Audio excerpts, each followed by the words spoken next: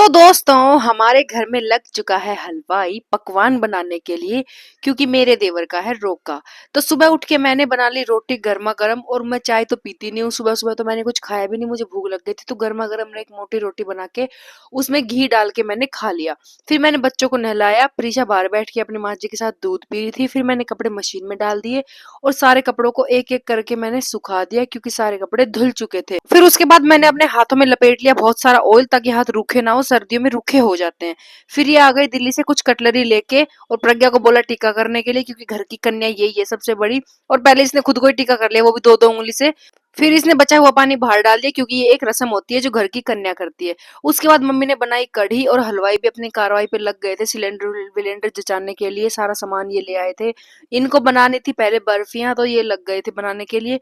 और प्रज्ञा की छानबीन के बिना तो कुछ काम हो ही नहीं सकता। और थोड़ी देर बाद एक चिड़िया भी आ गई जो पेड़ पौधों में घुस के वो भी छानबीन कर रही थी। अब चिड़िया सोच रही होगी कोई फ्रूट है ये, लेकिन इसको कोई फ्रूट नहीं मिला, बेचारी आई और मिट्टी से नहा के वापस चली गई। और फिर प्रज्ञा ने मोर्चा संभाला, हलवाइयों के बस में काम आया नहीं तो इसने बोला मैं संभाल लेती हूँ थोड़ा सा काम।